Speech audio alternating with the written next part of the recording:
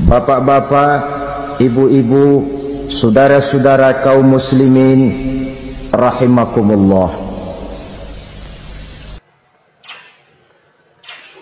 Di dalam kehidupan kita sebagai seorang muslim, minimal 5 kali dalam sehari semalam kita mendengar seruan untuk mendirikan solat yang disebut azan.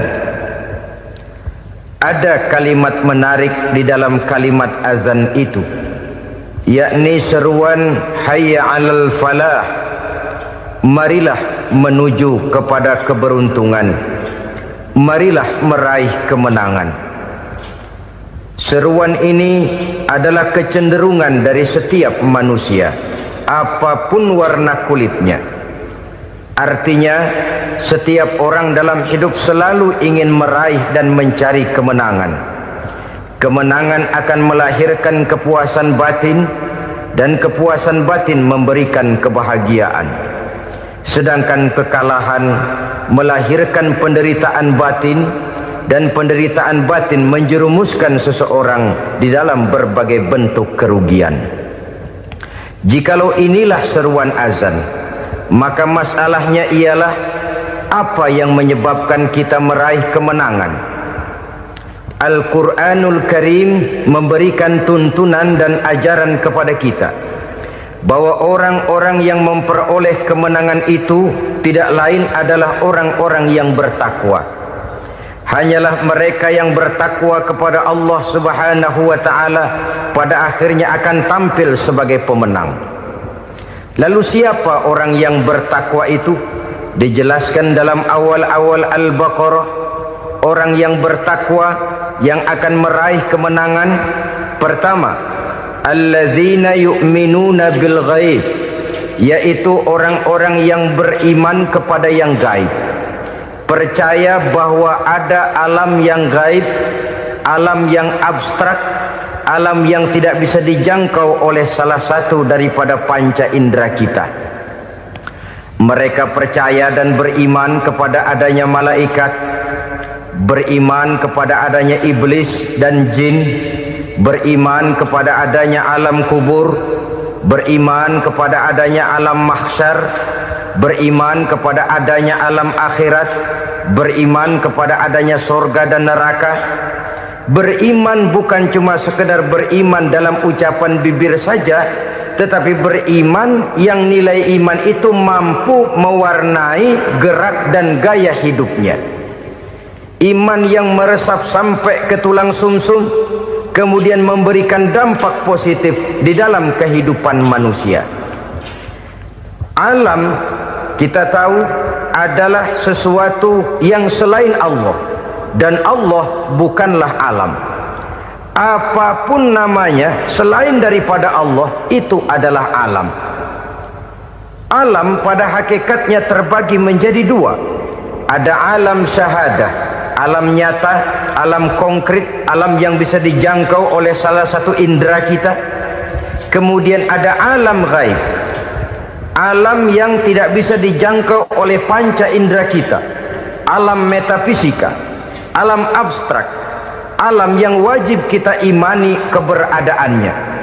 Kita percaya bahwa malaikat itu ada, kita percaya kepada jin, bahwa jin itu ada, kita percaya kepada adanya iblis dan setan. Bukan percaya kepada iblis dan setannya, percaya bahwa iblis dan setan itu ada. Itu termasuk salah satu daripada sifat orang yang bertakwa kepada Allah. Saudara-saudara kaum muslimin rahimakumullah, kecenderungan pembangunan yang lebih bersifat materialistis biasanya menggeser aspek kehidupan rohani. Orang berpikir empiri, dan dalam pola pikir yang demikian maka alam gaib tidak lagi mendapat perhatian. Aspek kehidupan yang bersifat rohaniah malah mulai ditinggalkan. Akibatnya terjadilah kepincangan di dalam kehidupan kita. Pernah ada satu pengalaman pribadi dalam perjalanan kembali ke tanah air. Dalam pesawat di sebelah kanan saya duduklah seorang Jerman namanya Heiner Simonsen. Iseng saya ajak kenalan, saya ajak ngobrol, saya tanya dia. Saya bilang, Mas Heiner ini, kalau pesawat yang kita tumpangi ini jatuh ke bawah, kira-kira apa yang bakal terjadi, Mas? Dia bilang, kita semua akan mati. Begitu? Iya. Oke. Apa itu mati? Tanya saya. Dia bilang, untuk tahu apa itu mati, kita harus tahu lebih dahulu apa itu hidup. Saya pikir nih bule bisa ngomong juga. Baiklah kata saya. Apa hidup menurut Anda itu?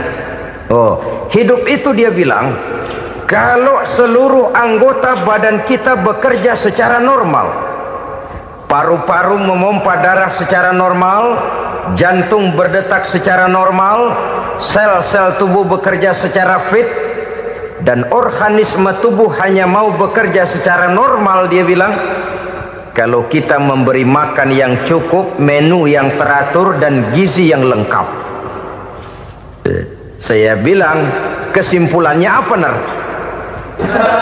Dia jawab, hidup adalah dari tangan ke mulut. Life is from the hand to the mouth, kata dia. Hidup adalah dari tangan ke mulut. Jadi masalah hidup tidak lebih daripada masalah isi perut. Orang pergi pagi, pulang sore, peras keringat, banting tulang, perut yang dibelain. Saya bilang, you are wrong. Sampean salah, Ner. Kamu orang Islam bukan? Bukan. Pantas.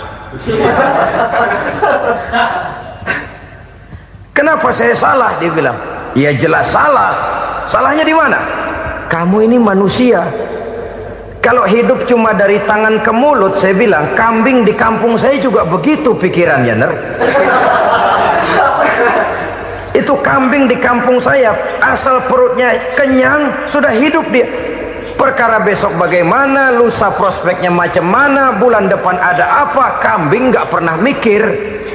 Di kampung saya kambing juga pikirannya begitu. Kamu Kristen ya? Tadinya. Loh kok tadinya, lalu apa sekarang kamu ini? Dia bilang, sekarang saya netral. Saya tidak beragama, tapi saya percaya kepada Tuhan sebagai pencipta alam. Saya ingat benar dia bilang, I haven't any religious, but I believe to God as the creator of the world. Kenapa bisa netral begitu, Ner? Habis saya bingung katanya. Islam bilang Islam baik, Kristen bilang Kristen baik, Hindu Buddha bilang Hindu Buddha baik, semua agama baik. Saya netral sekalian, nggak beragama. Yang penting saya percaya kepada Tuhan. Saya bilang, Ner, kamu ini kayak orang mau beli celana. Lalu bingung, yang satu bilang Levi's bagus, yang satu bilang Blue Jean hebat, yang satu bilang Wool England hebat. Celana ini hebat, celana itu bagus, celana ini hebat. Semua celana bagus, kamu bingung. Akhirnya netral, tidak pakai celana. Itu juga salah. Saya pikir-pikir, kemudian saya melihat bahwa dua pola berpikir Heiner ini nampaknya sudah mulai menggejala di lingkungan masyarakat bangsa kita. Disadari atau tidak, secara jujur kita harus berkata, dua pola pemikiran Heiner ini mulai berkembang di tengah masyarakat bangsa kita. Pertama, pola pikir materialisme. Hidup adalah dari tangan ke mulut. Masalah hidup tidak lebih masalah isi perut. Itu yang perlu dibela, dan disitulah arti kehidupan. Pergi pagi, pulang sore, peras keringat, banting tulang untuk mempertahankan perut. Kalau sudah kemari cara orang berpikir, maka buat apa percaya kepada yang gaib? Untuk apa sholat? Untuk apa puasa? Untuk apa zakat? Untuk apa menghadiri majelis taklim? Tanpa kepercayaan kepada yang gaib, hidup berjalan menurut alur empiris dan materialis. Kalau sudah ke sana cara orang berpikir, biasanya orang lalu cenderung menghalalkan segala cara. Hanyalah orang yang percaya bahwa akhirat ada, hanyalah orang yang percaya bahwa alam kubur itu ada, hanyalah orang yang percaya bahwa malaikat itu ada, hidupnya akan lebih terarah dan terkendali. Karena kepercayaan kepada yang gaib, yang merupakan fase daripada kehidupan setelah hidup yang sekarang ini, mewarnai gerak pribadi seseorang di dalam dia melakukan kegiatan hidupnya. Pola berpikir materialisme, disadari atau tidak, mulai menggejala di lingkungan masyarakat bangsa kita. Hidup tidak lebih dari urusan tangan ke mulut, mulut ke tangan, tangan ke mulut. Asal perut sudah kenyang, hiduplah sudah. Perkara bagaimana prospek hari yang akan datang, bagaimana akhirat, tidak jadi persoalan. Ini yang oleh Nabi diperingatkan, ad-dunya sijnul mu'min wa jannatul kafir. Dunia adalah penjara bagi orang beriman dan surga bagi orang kafir. Dulu di zaman Belanda hadis ini pernah disalah tafsirkan, disalah artikan, digunakan sebagai senjata untuk mengkebiri dan membuat impoten umat Islam. Sudahlah umat Islam gak usah macam-macam, kata Belanda. Dunia ini kan penjara buat orang Islam, surga buat orang kafir. Di penjara jangan bertingkah.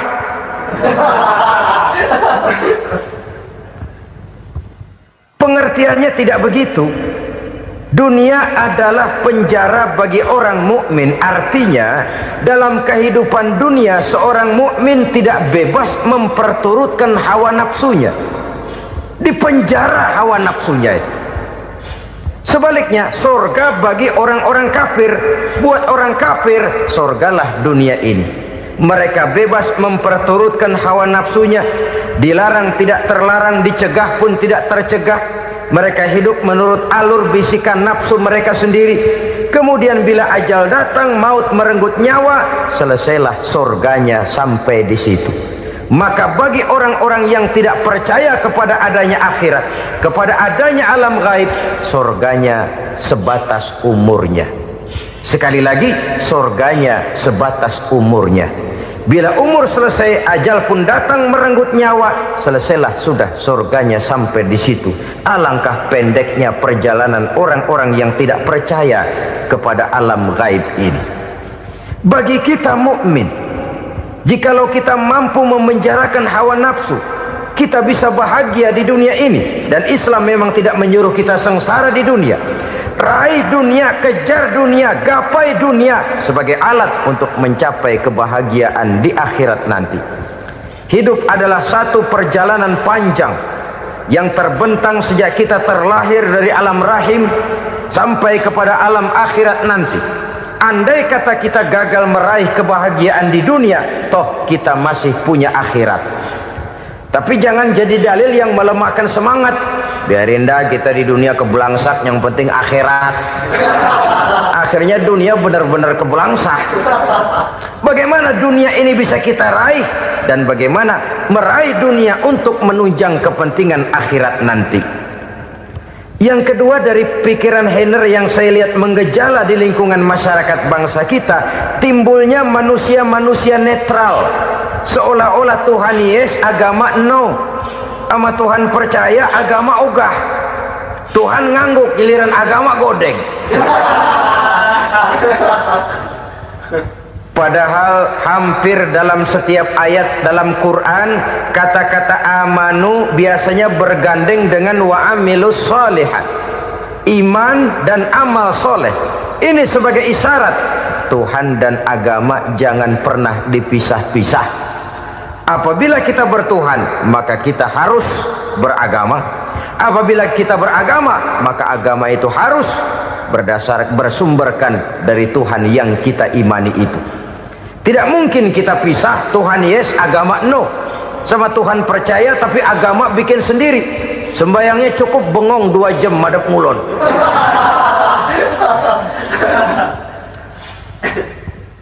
Saudara-saudara kaum muslimin rahimakumullah. Jadi dengan demikian, agama yang kita akui merupakan unsur mutlak di dalam pembangunan sekarang ini, merupakan bagian dari kehidupan yang menuntun kita bahwa di balik alam nyata ini, di balik alam syahadah ini ada alam gaib. Dan mudabbir, murabbi, yang mengatur, yang menguasai, yang memelihara, baik dia alam nyata, baik dia alam gaib, tidak lain adalah Allah Subhanahu wa ta'ala. Di sana ada satu super power, satu maha kekuatan yang kita perlu bersandar kepadanya. Sebagai makhluk nyata yang hidup di alam nyata, berbuatlah secara nyata sebagaimana harusnya kita berbuat. Karena Islam jelas bukan agamanya orang pemalas. Islam jelas bukan agamanya orang yang mengajarkan setelah selesai sholat boleh duduk, nggelenggem ayam-ayam, ndelohom, menghitung bintang di langit sambil menunggu keajaiban. Tidak. Islam adalah agama yang mengajarkan apabila sholat sudah selesai kamu kerjakan, bertebaranlah di permukaan bumi, cari karunia Tuhanmu.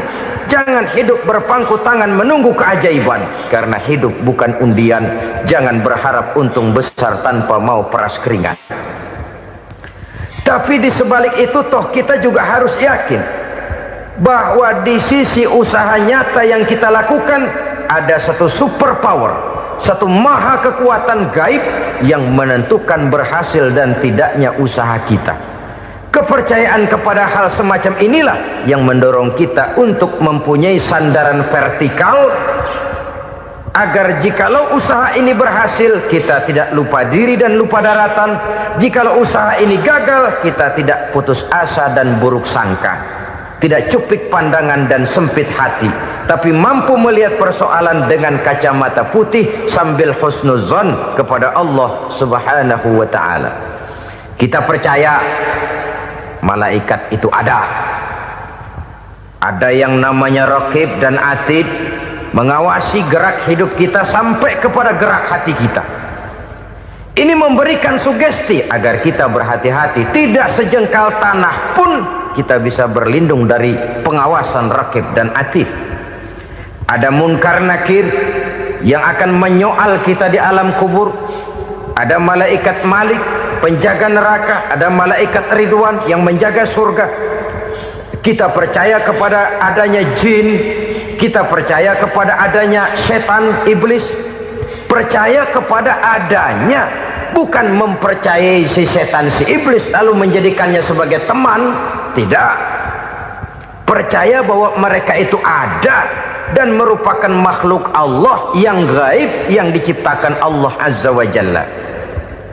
Kepercayaan kepada alam gaib memberikan motivasi terhadap gerak lahir manusia, sehingga dengan motivasi kepercayaan kepada yang gaib, gerak lahir jadi lebih terarah, jadi lebih terpelihara.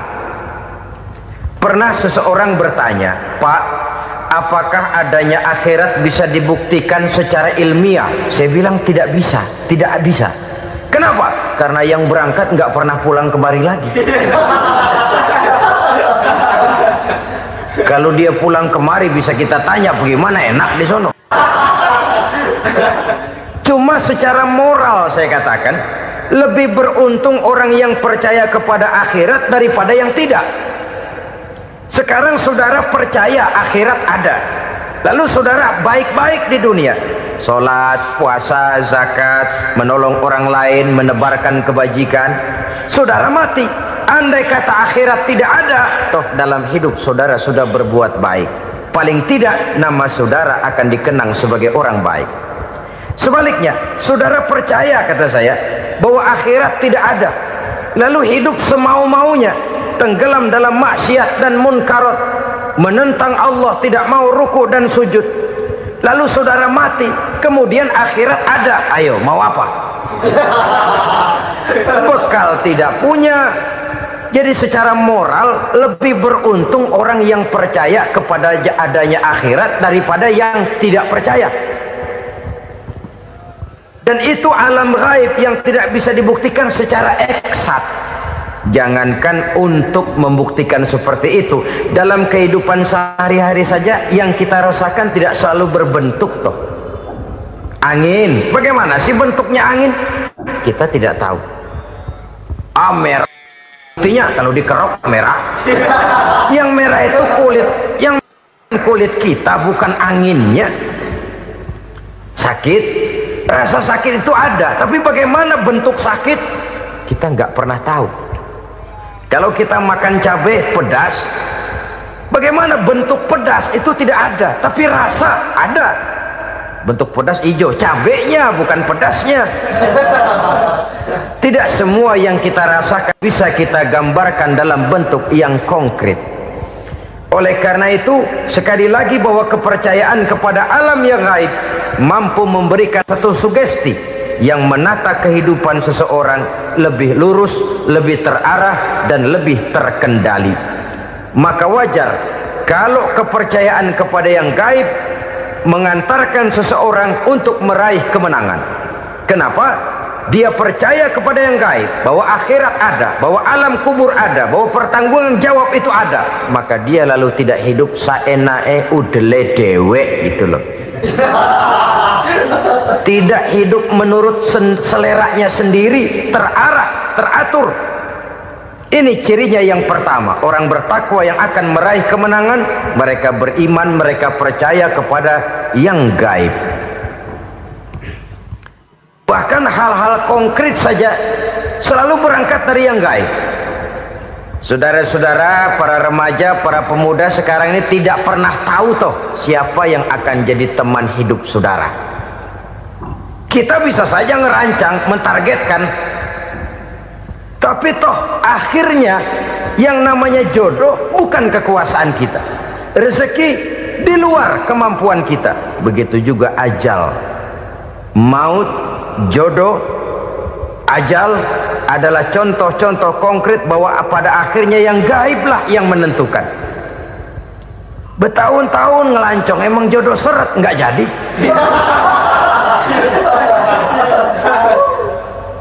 Begitu kenal baru setengah malam nginep ditangkap hansip kan. Hal-hal semacam itu kadang-kadang kita berpikir suuzon, gilet, perempuannya cakep banget, lakinya rebek amat. Memang begitulah jodohnya. Memang begitulah jodohnya. Saudara hadirin ma'asyiral muslimin yang saya hormati, jadi hal-hal yang konkret saja kita yakini sepenuhnya ditentukan oleh satu superpower yang gaib itu tadi. Dari sanalah segala ketentuan itu berangkat dan kesanalah segalanya akan kembali. Maka kepercayaan kepada yang gaib meluruskan gerak hidup seseorang dan itu akan mengantarkan dia kepada meraih kemenangan. Satu. Yang kedua, wa yuqimuna shalah. Orang bertakwa yang akan meraih kemenangan itu adalah orang-orang yang mendirikan sholat. Kenapa sholat mengantarkan orang untuk meraih kemenangan? Yang jelas, inna sholata tanha anil fahsya'i wal munkar. Sholat mampu mencegah manusia dari perbuatan keji dan munkar. Banyak filsafat hidup yang terkandung di dalam sholat ini. Sejak kita wudhu sampai kita menghadap ke arah kiblat, sampai kita melakukan gerak-gerak sholat, bacaan-bacaan yang ada di dalam sholat, lalu sampai kepada mengucapkan salam. Banyak filsafat hidup yang terkandung di dalam sholat. Umpamanya saja, setelah takbiratul ihram mulai kita dengan sholat dalam posisi berdiri, diajarkan dalam kitab-kitab fikih agar kita melihat ke arah tempat sujud. Ini kan filsafat kehidupan. Kalau kamu sholat dalam posisi berdiri, lihat tempat sujud. Jangan sholat mata jelalatan, sebab nanti bisa mengurangi kekhusyuan. Jadi wajar kalau yang dikatakan bahwa yang paling afdol adalah shaf yang di depan. Kenapa? Secara harfiah pengertiannya akan lebih mengundang kekhusyuan. Kenapa? Kalau kita di shaf paling depan di masjid umpamanya paling banter kita lihat tembok. Tapi kalau kita shaf di tengah atau di belakang, orang-orang di depan kita pun akan kelihatan. Yang bajunya loreng, yang bajunya genggang, yang bajunya macam-macam. Kita lihat, kadang-kadang kita pikirin, ada yang bajunya bolong. Kita sholat tapi dalam hati, nih orang bajunya robek yang nggak tahu apa. Ada saja hal-hal yang mengusik kekhusyuan kita. Oleh sebab itu diajarkan dalam posisi berdiri, lihat, arahkan pandangan matamu kepada tempat sujud. Ini kan filsafat kehidupan. Maksudnya apa? Kalau lagi diri lihat dong tempat sujud. Kalau udah di atas ingat dong sama yang bawah. Kalau sudah tinggi ingat dong dari mana kamu berangkat. Kalau sudah berkuasa bantu dong yang lemah. Kalau sudah kaya santuni dong yang miskin. Kalau sudah alim bimbing dong yang awam. Ini filsafat kehidupan. Dalam posisi berdiri kau lihat tempat sujud. Ini akan melahirkan kepekaan sosial di mana seseorang mau tahu kepada orang lainnya. Bagaimanapun kaya kita, tinggi pangkat dan jabatan kita, jikalau hidup hanya untuk kepentingan perut sendiri saja, rasanya belum membawa manfaat di dalam kehidupan kita. Tapi efek yang tertinggi sesungguhnya, solat mencegah manusia dari perbuatan keji dan munkar. Perbuatan keji dan munkar walaupun kelihatannya mendatangkan uang, membawa keuntungan, tapi itu keuntungan semu, keuntungan sementara. Dengan menipu orang lain kita bisa dapat untung, tapi tidak membawa berkah, dan itu adalah kerugian besar dalam kehidupan kita. Maka untuk meraih kemenangan harus dimulai dengan membentuk kepribadian yang tegar, memiliki sandaran vertikal yang langsung kepada Allah Subhanahu wa ta'ala, dan itu hanya bisa kita tempuh melalui jalur ibadah formal yang sudah ditentukan Allah, yakni solat yang 5 waktu. Untuk memperkuat itu ada solat-solat sunnah, rawatib, nawafil sebagai terminal kontrol cadangan untuk memelihara stabilitas temperatur batin di dalam kita berhubungan dengan zat yang maha gaib, yaitu Allah Subhanahu wa ta'ala. Orang sering bertanya, Pak, itu tetangga saya nggak sholat, duitnya nggak habis-habis, Pak. Nggak sholat tapi mobilnya tambah terus. Nggak sholat tapi usahanya makin maju. Tapi di sisi lain ada orang yang rajin sholat, rezekinya butak bener. Anaknya mana kurus, mana korengan. Saudara hadirin ma'asyiral muslimin rahimakumullah, harus saya katakan bahwa solat memang bukan untuk cari duit. Solat adalah sandaran vertikal kita kepada Allah. Sedangkan soal rezeki itu berkaitan dengan sifat Allah maha pengasih dan maha penyayang. Allah maha pengasih, siapapun dikasih kalau mau usaha. Allah maha penyayang, tidak semua orang disayang oleh Allah Azza wa Jalla. Dan belum tentu banyak harta itu merupakan nikmat. Mungkin juga istidraj. Artinya istidraj itu dikasih tapi diambulin, kalau bahasa Betawinya itu. Dikasih tapi diambulin, itu bukan merupakan nikmat sesungguhnya, lebih merupakan azab dari Allah Subhanahu wa ta'ala.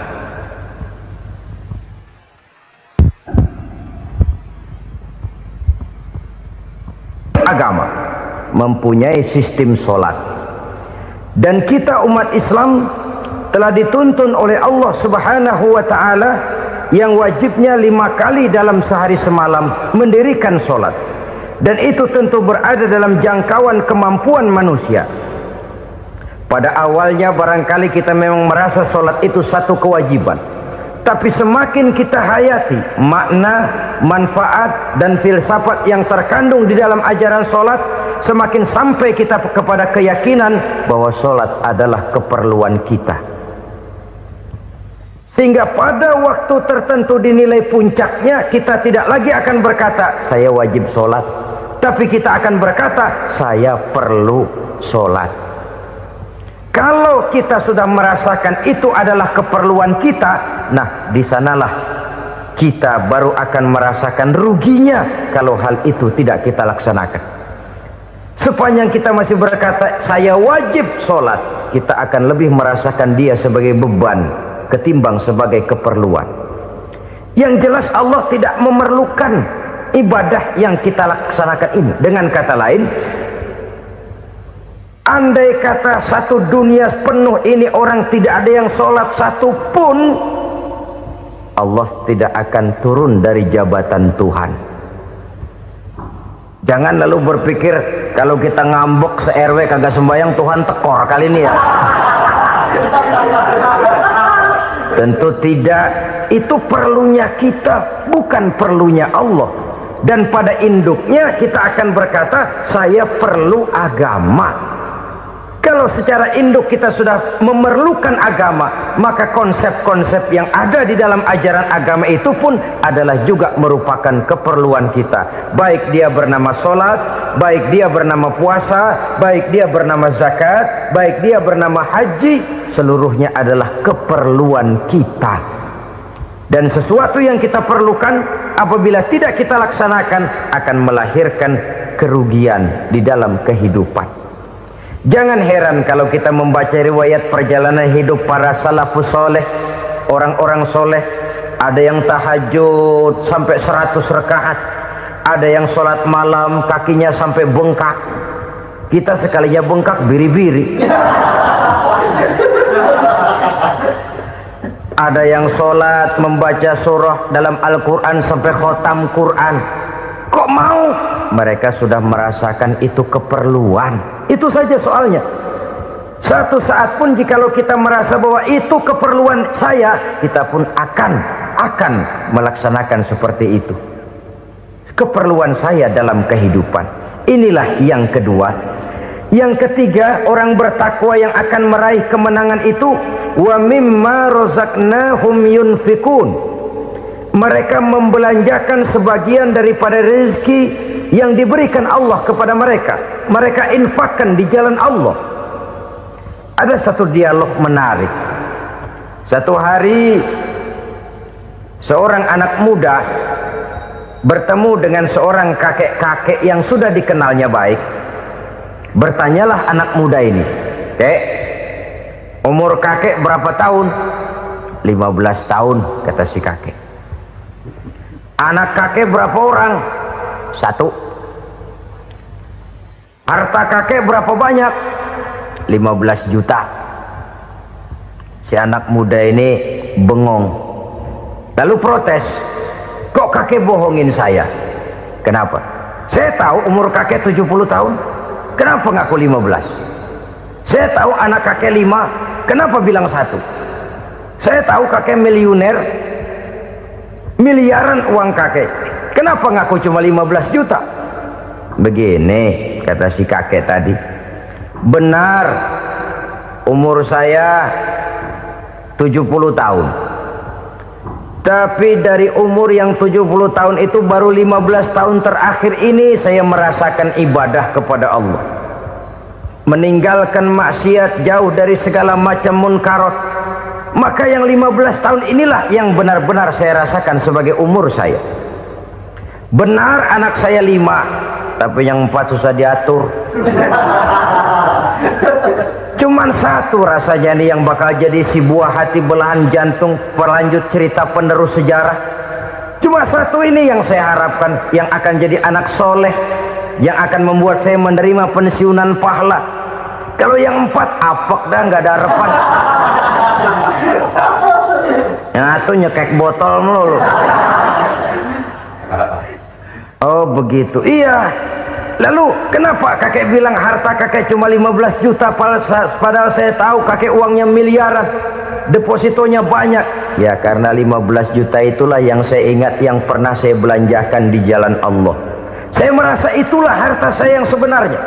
Yang miliaran yang saya simpan di bank kelak, kalau satu saat saya mati, akan jadi rebutan di antara anak-anak saya. Iya kalau anak saya soleh kayak yang 1 ini. Kalau yang 4 tadi udah tulen dia bakal berantem, dah berebut tuh. Jadi 15 juta yang saya belanjakan di jalan Allah inilah yang saya merasakan benar-benar harta saya yang sesungguhnya. Dialog ini patut menjadi bahan renungan kita bersama. Diberikan kita umur 40, 50, 60, 70, 80. Berapa tahun dari umur yang diberikan itu yang jalan mulus, yang kita gunakan untuk melaksanakan ibadah? Banyak harta kita simpan di bank, di lemari, di dompet, di tas. Tapi berapa yang sudah kita depositokan di jalan Allah yang akan menemani kita di hari kita kembali nanti? Maka orang bertakwa yang akan meraih kemenangan, wa mimma razaqnahum yunfikun. Mereka membelanjakan sebagian dari rezeki yang diberikan Allah di jalan Allah subhanahu wa ta'ala. Ma'asyiral muslimin rahimakumullah, zahirnya memang kita memberikan kepada orang lain, tapi hakikatnya kita menyimpan untuk diri kita sendiri. Kita memberikan kepada yatim piatu 25.000, zahirnya kita memberikan si yatim, hakikatnya kan kita cuma nyimpan.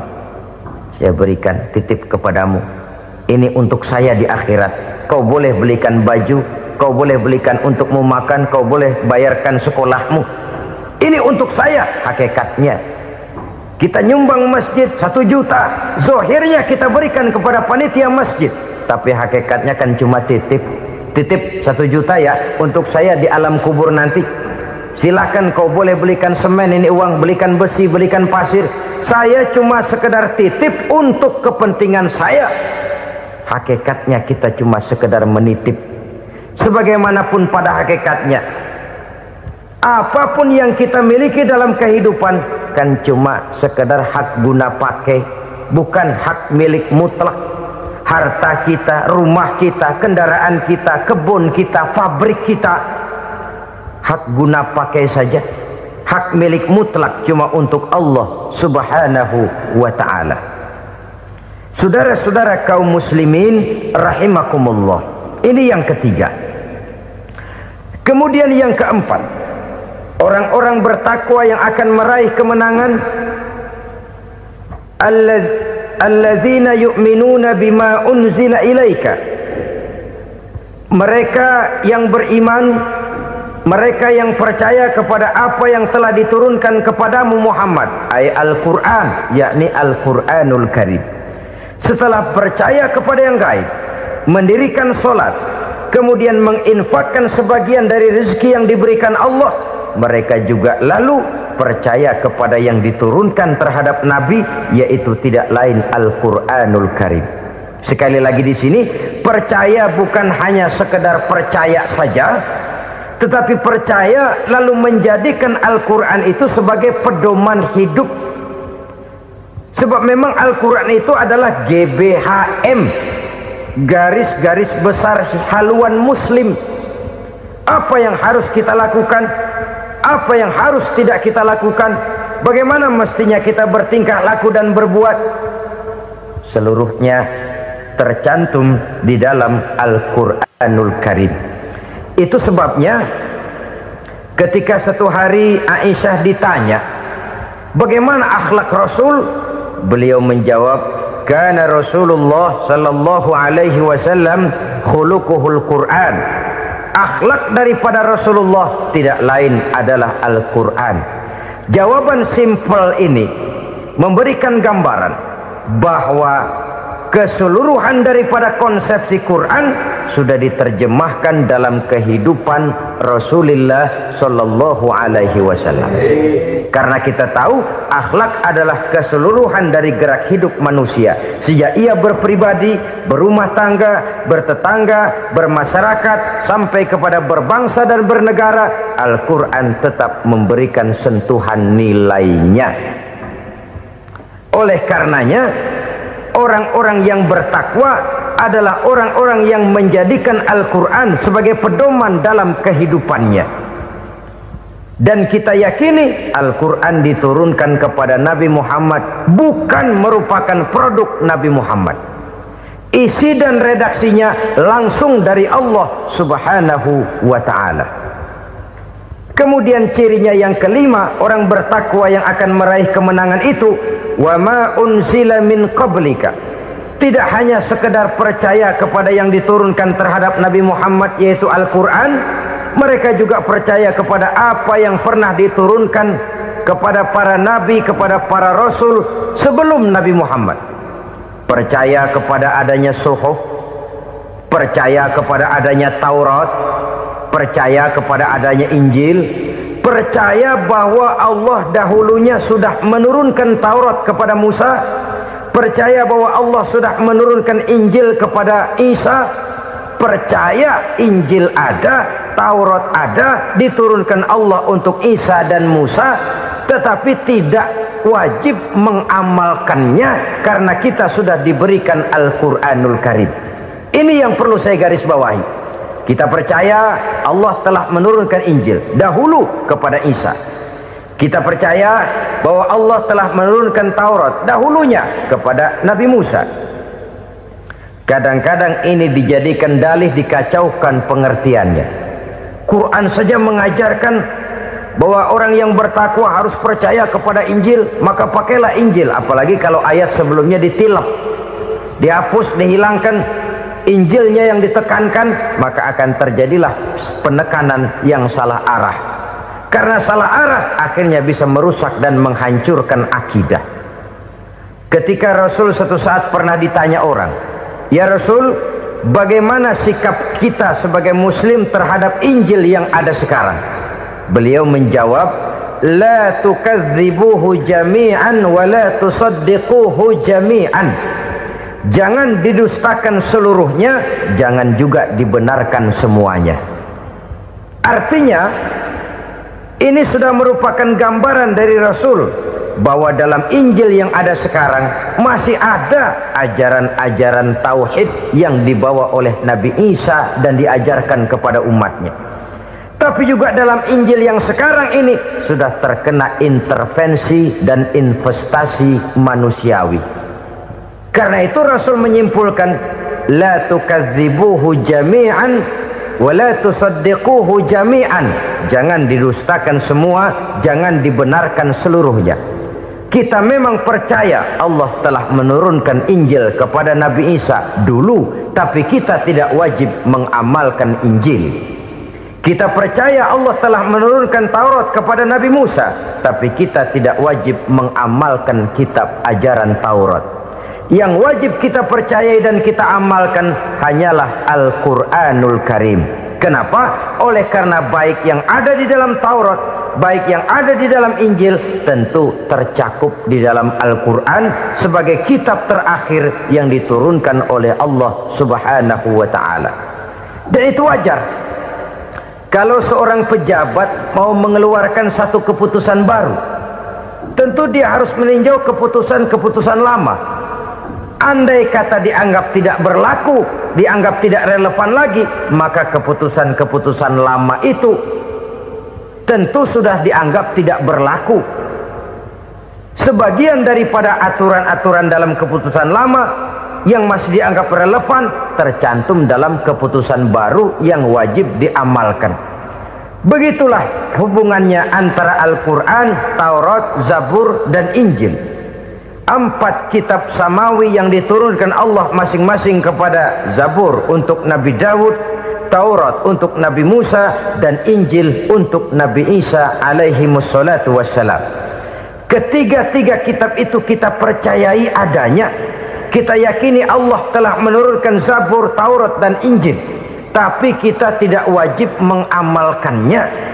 Yang wajib kita mengamalkannya sekarang ini tidak lain hanyalah Al-Quranul Karim saja, karena ia mencakup apa yang ada di dalam Zabur, apa yang ada di dalam Taurat, dan apa yang ada di dalam Injil.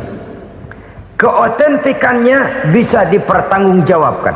Ya, tapi kan Nabi Muhammad sudah mati 14 abad yang lalu, dan di zaman beliau Al-Quran kan belum dikodifikasikan, belum ditulis. Bagaimana keotentikannya bisa dipertanggungjawabkan? Mudah saja. Allah berjanji, inna nahnu nazzalna dzikra wa inna lahu lahafizun. Kami yang menurunkan Al-Quran dan kami yang akan menjaga dan memeliharanya. Allah turunkan Quran, Allah menjaganya. Bagaimana cara Allah menjaga Al-Quran itu? Banyaknya orang-orang yang hafaz Al-Quran. Hafaz Al-Quran 30 juz, 114 surah, 6666 ayat. Sehingga jangankan satu kata, jangankan satu ayat, satu kalimat saja berubah sudah akan timbul reaksi dan mudah dimengerti. Kenapa? Banyak orang-orang yang hafaz Al-Quran.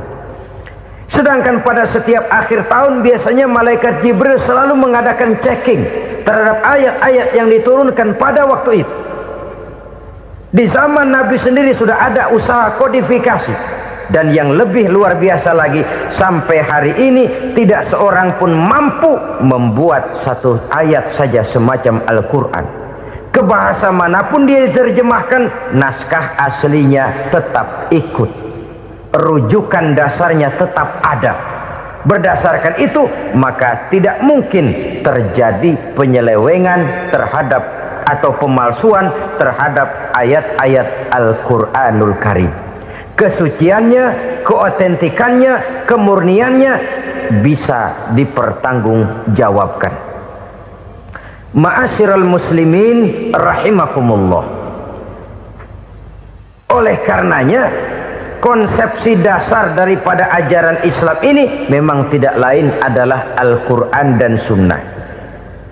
Isi daripada agama Islam yang merupakan iman, Islam dan ihsan, konsepsi dasarnya tidak lain adalah Al-Quran dan Sunnah Rasulullah Sallallahu Alaihi Wasallam.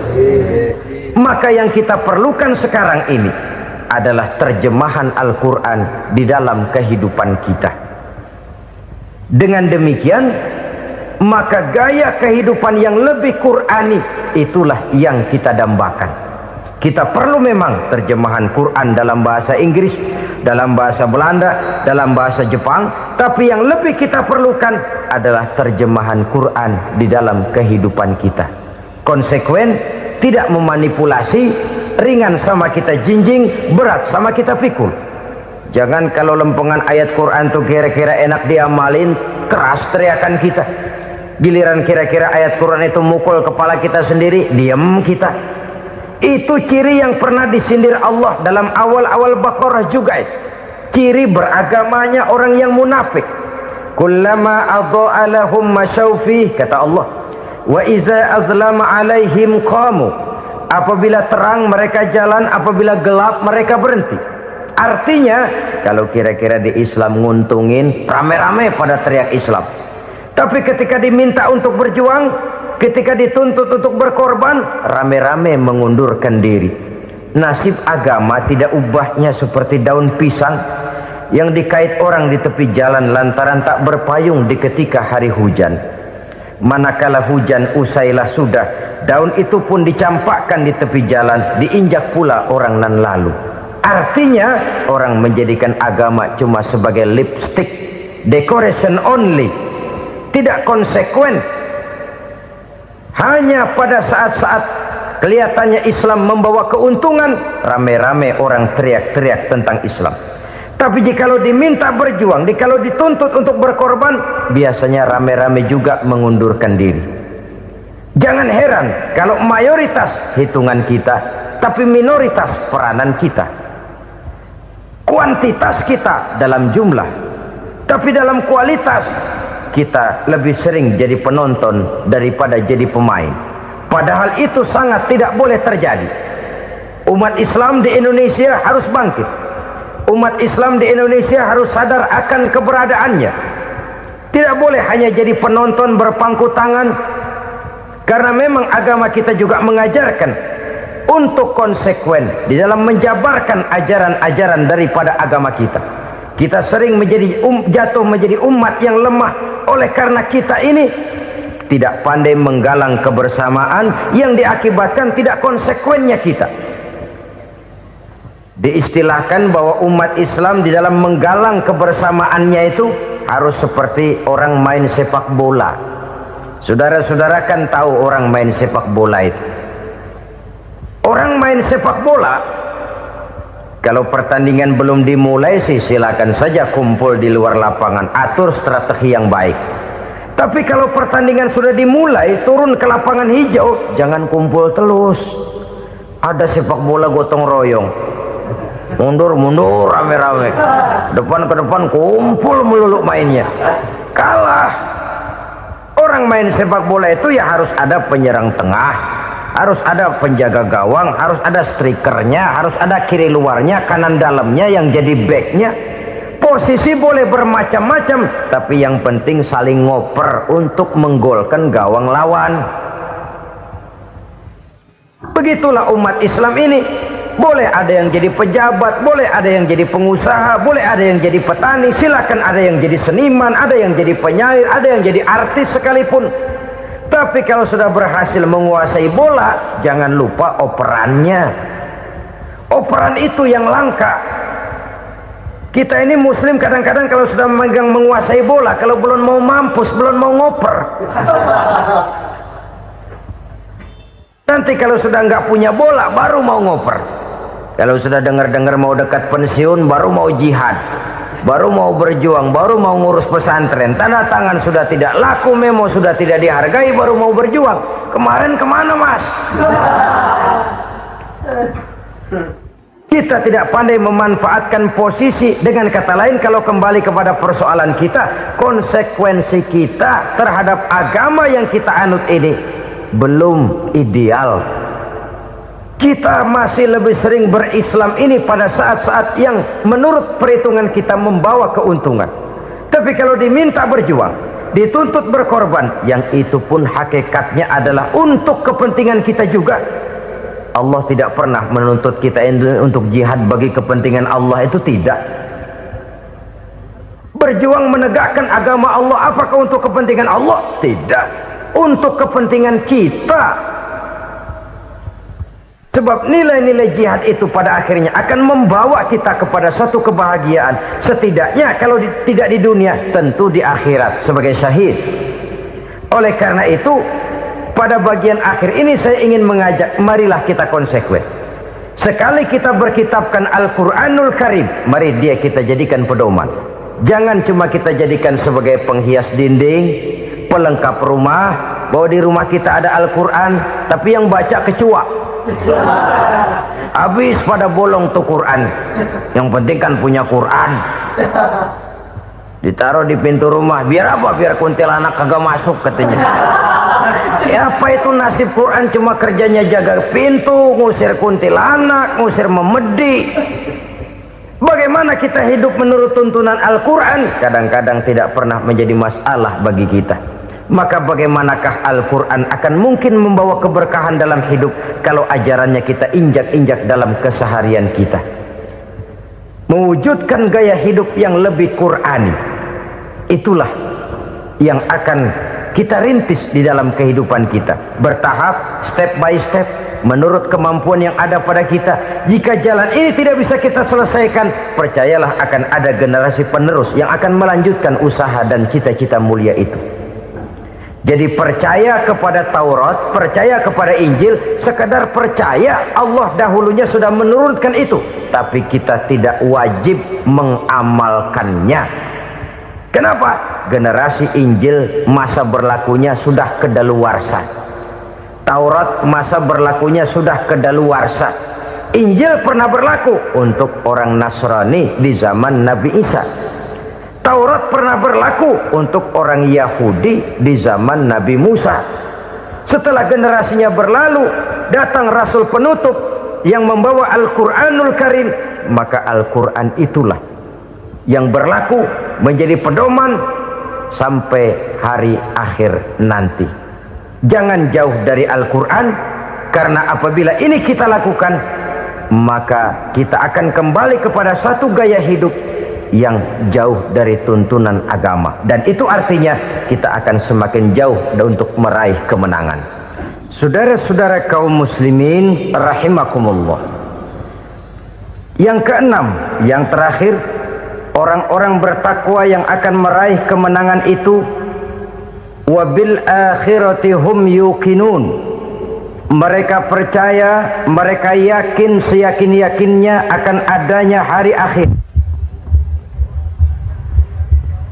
di mana seseorang akan mempertanggungjawabkan seluruh perbuatannya di dalam hidup ini, dan tidak ada satu perbuatan yang bagaimana kecilnya sekalipun yang tersembunyi dalam pandangan manusia yang tidak akan dibukakan persoalannya di mahkamah Qadi Rabbul Jalil di akhirat nanti. Itulah sebabnya maka percaya kepada akhirat disebut secara khusus. Padahal di awal tadi sudah dijelaskan yu'minuna bil ghaib, percaya kepada alam gaib, dan alam gaib ini termasuk akhirat. Kenapa pada bagian akhir disebut lagi akhirat?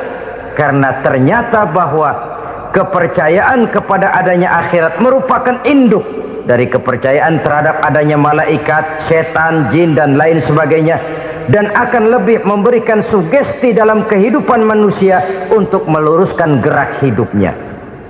Jikalau satu saat tergerak hati akan berbuat kejahatan, ingin mencuri, sadarlah, awas ada akhirat. Sebab kalau kita cuma teriak awas ada polisi, itu cuma tertunda sementara, begitu polisi meleng embat. Kalau kita ingin berbuat jahat cuma berteriak awas ada hansip, cuma sementara ketika hansip itu ada. Tapi kalau ceritanya awas ada akhirat, mau menyeleweng awas ada akhirat, mau berjudi awas ada akhirat, mau mencuri awas ada akhirat. Keyakinan yang akan meluruskan gerak hidup manusia sehingga gerak itu jadi lebih terarah dan terkontrol, tidak merugikan baik diri sendiri, lebih-lebih orang lain. Ternyata bahwa kepercayaan kepadanya adanya hari akhirat sanggup menjadi sumber daya kontrol dari kehidupan manusia, sehingga ia tidak terjebak dalam perbuatan maksiat dan munkarat. Saudara-saudara kaum muslimin, inilah saja yang kita bicarakan pada pertemuan kali ini. Semoga Allah subhanahu wa ta'ala memberikan kekuatan zahir dan batin kepada kita untuk dapat meraih kemenangan dengan beriman kepada yang gaib, mendirikan solat, membelanjakan sebagian dari rezeki yang diberikan Allah, percaya kepada Al-Quran, beriman kepada kitab-kitab yang diturunkan sebelum Al-Quran, lalu meyakini adanya hari akhirat. Terima kasih.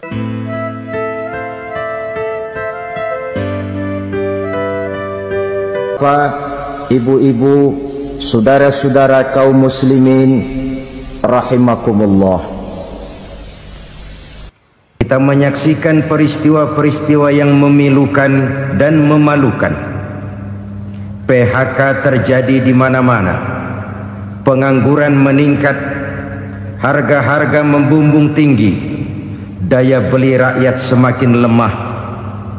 Sementara di bidang politik, kejadian-kejadian memberikan indikasi bahwa persatuan dan kesatuan kita sebagai bangsa dewasa ini tengah berada dalam ujian yang berat. Pada jumpa kita kali ini, tanpa bermaksud untuk mencari kambing hitam dari bencana yang kita hadapi, saya ingin menyampaikan sebuah hadis yang diriwayatkan oleh Imam At-Tabarani dari Ibnu Abbas, bahwa Rasulullah sallallahu alaihi wasallam bersabda, khamsun bi khamsin, ada 5 perkara yang dapat menimbulkan 5 macam bencana. Mari kita renungi hadis ini satu demi satu sebagai bahan introspeksi buat kita semua dalam menghadapi bencana yang tengah berlaku sekarang ini. Yang pertama, manaqasa qaumul ahda illa sullita alaihim aduwuhum. Apabila suatu kaum sudah mengingkari janjinya, maka mereka pun akan dikuasai oleh musuh-musuh mereka. Sederhana saja nampak kalimat dalam hadis ini. Apabila orang sudah mengingkari janji, mereka akan dikuasai oleh musuh-musuh mereka sendiri. Dan musuh kita yang paling utama saat ini adalah kemiskinan dan kebodohan. Kenapa itu terjadi? Karena kita mengingkari janji kita sendiri. Di saat awal-awal berdirinya Orde Baru, kita pernah berjanji untuk melaksanakan Pancasila dan Undang-Undang Dasar 45 secara murni dan konsekuen. Kita berjanji bahwa kita akan menegakkan pemerintah yang bersih dan berwibawa. Itu semua pada permulaannya. Waktu demi waktu berjalan, kita lupa dengan janji yang kita ucapkan itu. Ketuhanan yang Maha Esa kita ucapkan, tapi kesetanan yang luar biasa yang kita lakukan. Kemanusiaan yang adil dan beradab yang kita dengungkan, tetapi kemanusiaan zalim dan biadab yang kita praktekkan. Sederhana saja saudara, hampir setiap pejabat pada posisi-posisi kunci, di awal-awal ia memangku jabatan itu, biasanya ia mengucapkan sumpah dengan lafaz demi Allah, bahwa dalam melaksanakan jabatan ini saya tidak akan menerima hadiah atau pemberian dalam bentuk apapun. Itu pada permulaannya. Lama-lama rupanya hadiah itu asik juga, mulai diterima. Lama-lama dirasa kurang, mulai menagih. Dan akhirnya terjadilah praktek yang disebut suap menyuap, semir menyemir, dan lain sebagainya. Kalau ini sudah menjadi kenyataan, bagaimana kita mau menegakkan pemerintah yang bersih dan berwibawa? Undang-Undang Dasar 45 menyatakan bahwa bumi, air, dan seluruh kekayaan negara dikelola oleh negara bagi sebesar-besar kemakmuran rakyat. Yang terjadi adalah bahwa kita merasa mewakili rakyat untuk menikmati harta dan kekayaan negara, sehingga rakyat banyak tidak bisa ikut menikmatinya. Menumpuklah harta itu sehingga terjadilah pepatah, gunung ditimbun, sumur digali. Yang kaya semakin kaya, yang miskin semakin terpuruk.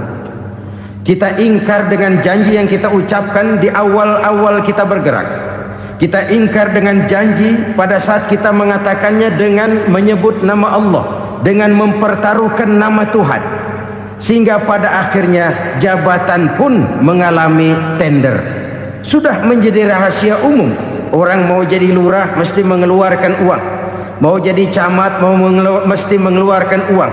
Mau jadi wali kota, bupati, bahkan gubernur, itu ada pasarannya.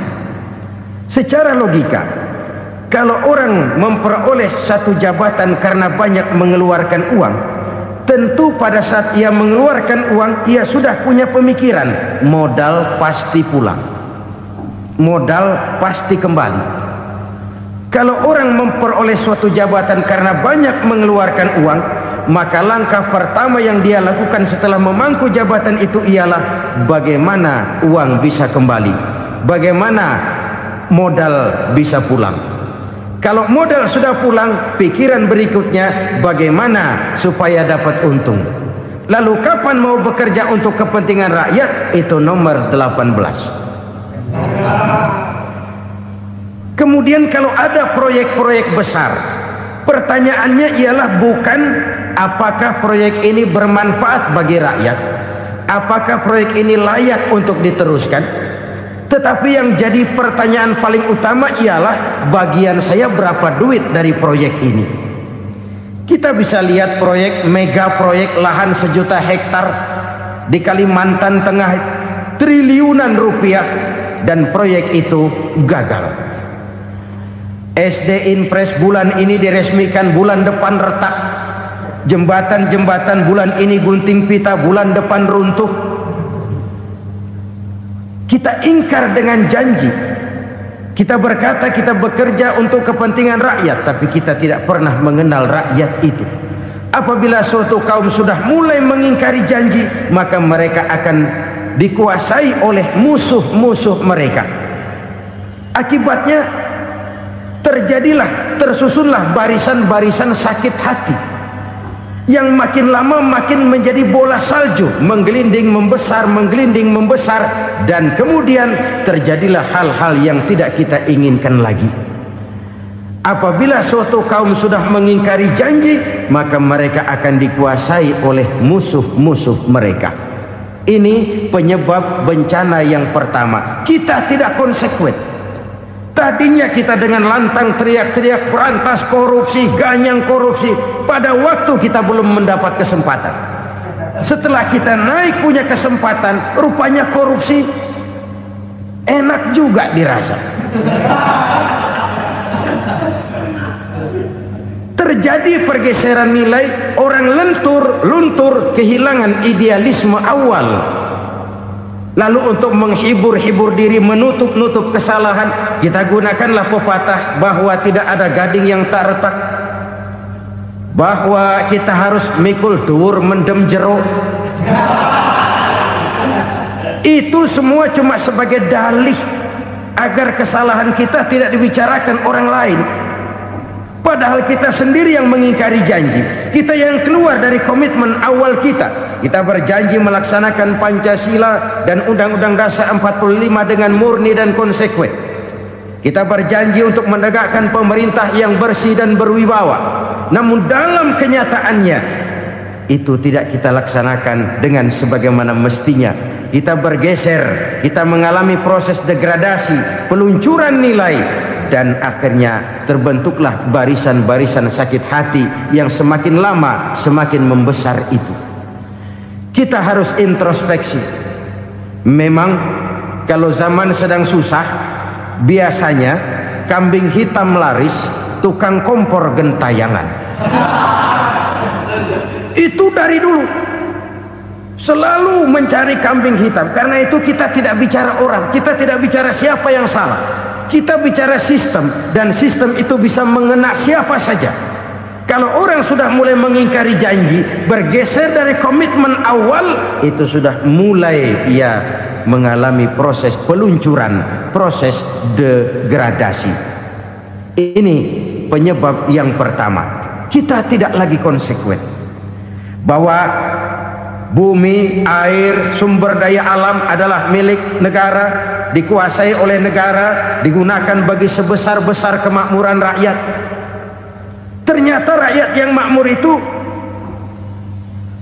tidak merupakan gambaran yang menyeluruh dari rakyat kita. Undang-undang dasar kita menganut ekonomi kekeluargaan, tapi yang kita praktekkan adalah ekonomi keluarga. Kalau bukan keluarga nggak dapat proyek.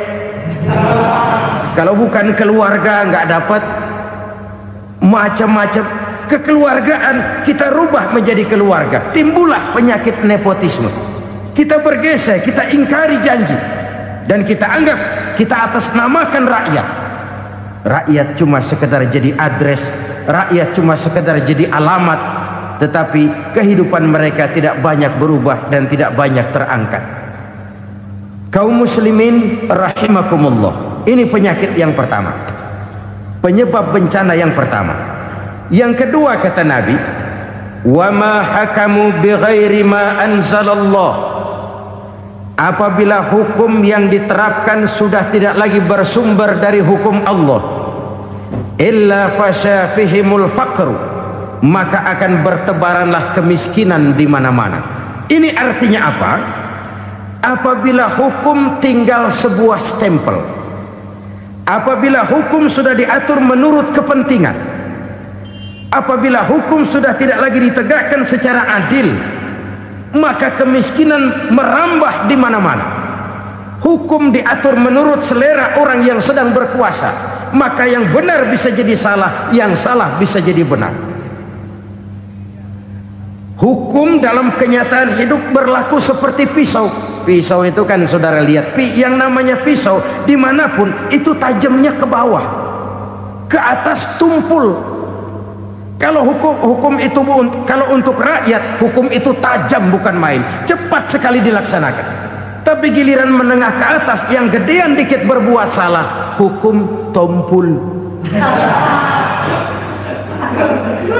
Hukum pura-pura tidak dengar. Akibatnya terluka rasa keadilan rakyat. Satu kasus rakyat diam, dua kasus rakyat diam, tiga kasus rakyat diam, kasus terakumulasi di hati rakyat. Luka rasa keadilan, dan itu menjadi sumber bencana. Penjarahan, kita tidak setuju itu, tapi kita harus melihat kausalnya. Itu kan tidak berdiri sendiri. Itu kan karena terlukanya rasa keadilan rakyat, melihat kesempatan ini tidak merata. Kalau rakyat ini yang ngajukan kredit ke bank, walaupun jumlahnya cuma jutaan, ratusan ribu, susahnya 17 setan. Tapi ada orang-orang tertentu yang agunannya palsu, jaminannya palsu, bawa kata belece, bukan cuma miliaran, triliunan kredit bisa keluar. Terluka rasa keadilan, hilangnya kesempatan. Rakyat cuma dapat kesempitan, jarang dapat kesempatan. Dari lukanya rasa keadilan ini. Memang ya entah lipstick, entah basa-basi, dibentuklah tim ini, dibentuklah badan pengawas ini, dibentuklah tim ini. Kalau membentur tahu, hancur tahu. Tapi kalau tim yang dibentuk membentur karang, bukan karangnya yang hancur biasanya, timnya yang bubar. Kenapa? Yang dibentur batu karang yang sangat keras. Kita main-main dengan hukum, kita tidak konsekuen dengan hukum. Luka rasa keadilan dan itu terakumulasi. Edi Tamsil, rakyat tahu, terakumulasi, menguap begitu saja. Kasus-kasus lain rakyat tahu, menguap begitu saja. Ketidakadilan terakumulasi, mengendap di hati rakyat, menunggu ledakan. Pada saat sumbu meledak, rakyat tidak bisa dibendung lagi. Oke, kita tidak setuju dengan penjarahan, tapi jangan melihat itu sebagai peristiwa yang berdiri sendiri. Kenapa itu terjadi? Kausalnya kenapa?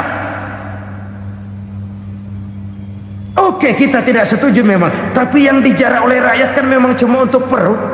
Yang dijarahkan beras, yang dijarahkan televisi, yang dijarahkan kulkas yang masih bisa dihitung, yang memang real untuk kebutuhan rakyat.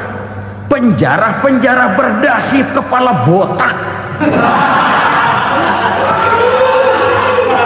yang menguras uang rakyat habis-habisan, enak saja melenggang dalam kehidupan ini. Makin terluka rasa keadilan rakyat. Apabila hukum yang diterapkan sudah menyimpang dari keadilan yang diajarkan Allah, fasyafihimul fakru, bertebaranlah kemiskinan. Aneh, memalukan, memilukan. Sebuah negara agraris yang katanya pulaunya hijau royo-royo, Gemari Palau Jenawi Toto Tentem Kertora Harjo, yang tahun 93 pernah mendapat penghargaan dari FAO, Badan Pangan Sedunia, sebagai negara yang berhasil dalam swasembada pangan. Sekarang ini kita terpaksa betul beli beras dari Vietnam, beli beras ke Kamboja, beli kedelai dari Kamboja. Kenapa? Lahan sawah kita habis ditanami pabrik. Teknologi kita, teknologi loncatan yang non-applied, tidak terpakai oleh kita. Lantas lahan yang tidak bisa kita tanami, kita paksakan lahan-lahan gambut menjadi tanah pertanian yang subur dengan biaya triliunan, dan kita gagal. Kita cari jarum dan kapak hilang. Kita mau jadi negara industri dengan loncatan teknologi yang maju, kita lupakan pola pijak kita sebagai negara agraris, dan akhirnya kita kecolongan. Lihatlah dewasa ini, rakyat kita antri sembako di mana-mana. Di sebuah negara agraris, ketidakadilan melahirkan kemiskinan, kemiskinan moral dan kemiskinan material. Kemiskinan moral, rakyat nggak percaya lagi sama pejabat. Rakyat mengalami krisis figur. Orang, alah lu ngomong dah sama ember.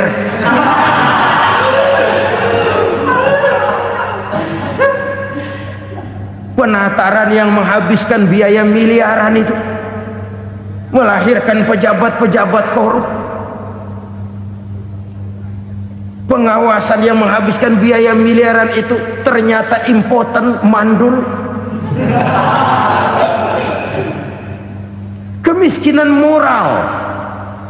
Jujur saya berkata, saudara-saudara, setelah pintu reformasi dibuka, itu yang masuk memang macam-macam. Ada yang memang punya tujuan murni, konsekuen dan punya konsep. Ada yang nunggu di tikungan, begitu mobil lewat nyamber pintu, berangkat ikut reformasi.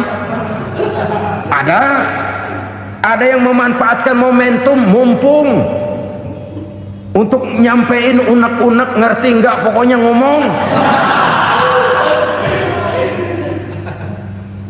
Sehingga keadaan semakin rancu, kebingungan semakin menjadi-jadi, masalah yang paling urgen tidak terselesaikan. Sekarang ini orang berpikir mendingan jadi pala ular daripada jadi buntut macan. Buntut macan memang hebat macan, tapi kalau buntutnya cuma ugel-ugel di belakang buat apa? Mendingan jadi pala ular kecil juga nyaplok. Artinya ya biar kecil juga kalau punya partai kan gagah. Lalu rame-rame bikin partai kayak bikin arisan. Orang makin mengalami dislokasi. Semua mau jadi pahlawan, semua mau nomor satu, semua ngomong iya kalau bidangnya, kalau bukan makin rancu. Marilah lewat kesempatan ini saya mengajak kita untuk tahu diri. Biarkan politisi ngomong politik, biarkan ekonom menata ekonomi, biarkan praktisi bicara soal hukum, biarkan rakyat munajat, istighfar, mohon pertolongan Allah. Tahu diri kita. Kalau memang ayam, kukuruyuk aja dah. Kalau memang kucing, ayo ngeong. Kalau kambing, silahkan ngembe. Udah tahu ayam, ngeong bunyinya.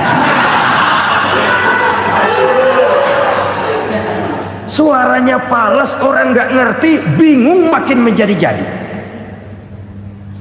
Ibarat kesebelasan sepak bola bangsa kita sekarang ini, rame-rame mau bikin gol, kiper ikut nyerang sekarang.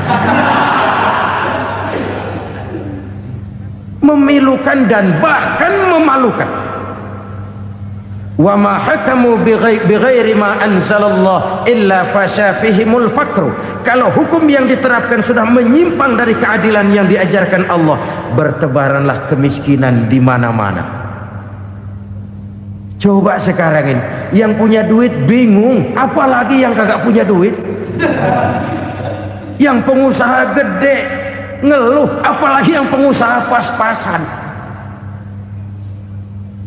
Yang kagak punya beras, yang punya beras saja masih bingung, apalagi yang nggak punya beras. Ini sudah demikian merata.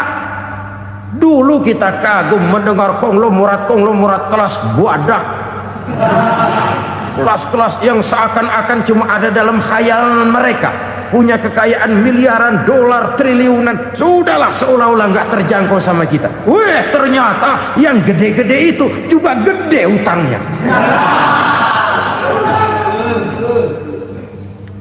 Dan rontok satu demi satu. Ternyata rakyat selama ini cuma dialamatkan, cuma dijadikan address. Rakyat yang tidak banyak ngerti persoalan ini harus menanggung hidup ini begini berat, harus menanggung beban hidup ini begini tinggi, daya beli semakin lemah, semakin terpuruk dan terpuruk, sedang keadaan belum juga banyak berubah. Yang hutang sama luar negeri itu kan bukan rakyat kecil, Ciano. Yang banyak nyimpen dolar juga kan Ciano. Rakyat kecil bocah kampung mah jangankan nyimpen dolar, ngelihat juga tumben. Kemana kita mesti bercermin? Sekali lagi saya mengatakan maaf, kita tidak bermaksud mencari kambing hitam. Karena itu kita tidak bicara orang, kita bicara sistem, kita bicara keadaan. Beginilah yang dikatakan Nabi, penyebab timbulnya bencana, hukum yang ditegakkan tidak lagi berorientasi kepada keadilan, tapi berorientasi kepada kepentingan. Akhirnya bentuk hukum seperti pisau, tajam ke bawah, tumpul ke atas.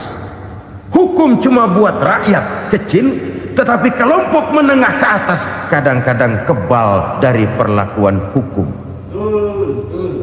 Maka bertebaranlah kemiskinan. Iya, kemiskinan moral berupa lukanya rasa keadilan. Kalau rasa keadilan terluka, orang kan nunggu kesempatan, saudara. Iya, dia nggak bisa ngomong, iya dia nggak sanggup action, iya dia nggak bisa tunjuk rasa, tapi hatinya kan kapan ada kesempatan, kapan ada waktu, tunggu. Hatinya mesti begitu, sehingga begitu ada kesempatan terjadilah hal-hal yang tidak terhindarkan. Dan itu ekses, bukan reformasi.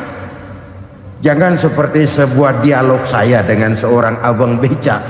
Saya bertanya, bang, iya, abang tahu nggak reformasi? Tahu, Ustaz. Apa? Pembakaran. terus penjarahan, lalu perkosaan. Itu reformasi, itu yang saya lihat. Nah, itu yang dia lihat. Saya tentu tidak menyalahkan abang beca kita, karena memang itu yang dia lihat dan sejauh itu wawasannya.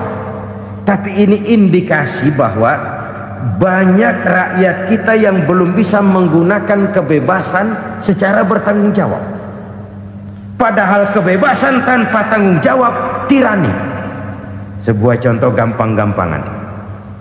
Saya beli radio, saya setel di kamar saya, lalu saya bilang, ini radio gue.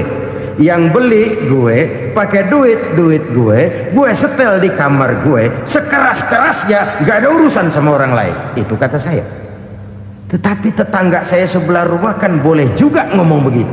Kata tetangga saya, ini mata gue, yang ngantuk gue tidur di kamar gue, kenapa suara radio lu nyampe kemari? Artinya apa ini? Kebebasan saya nyetel radio dibatasi oleh kebebasan tetangga saya yang mau tidur. Tidak ada kebebasan mutlak. Kebebasan mutlak tanpa tanggung jawab kembali akan melahirkan tirani, kembali akan melahirkan pemaksaan kehendak. Dan itu lagi-lagi bukan demokrasi. Saudara-saudara kaum muslimin rahimakumullah. Ini penyakit yang kedua, lukanya rasa keadilan, terutama di kalangan rakyat kecil. Itu mengendap menjadi akumulasi dan menunggu giliran kapan bisa dimuntahkan. Dengan kata lain, rakyatnya udah banyak banget makan yang perutnya jadi enak, nyelam. Kapan nunggu muntahnya? Udah begini banyak akumulasi yang mereka pendam di perut ini, sehingga ketika terjadi kesempatan itu sudah tidak terkendalikan lagi. Kita out of control. Saya tidak mentolerir sikap-sikap kekerasan. Bahkan saya lebih cenderung bahwa kalau di rumah kita banyak tikusnya saja racuni, jangan rumah dibakar. Bahwa ada korupsi, ya, ada kolusi, memang ada nepotisme, tentu. Tetapi tikusnya saja racuni, jangan rumah dibakar. Masa mau ngusir tikus bakar rumah? Tikusnya lari, tikusnya selamat, rumahnya ewes-ewes.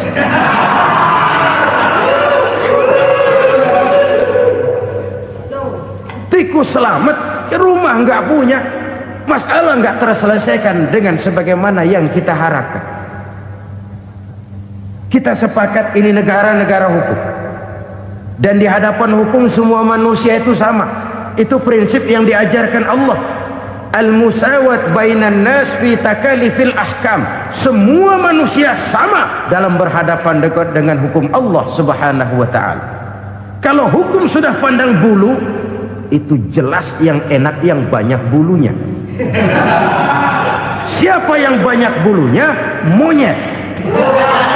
Kalau hukum pandang bulu, monyet keenakan. Saudara-saudara kaum muslimin rahimakumullah, introspeksi. Mari kita bercermin bagaimana perjalanan hukum selama ini.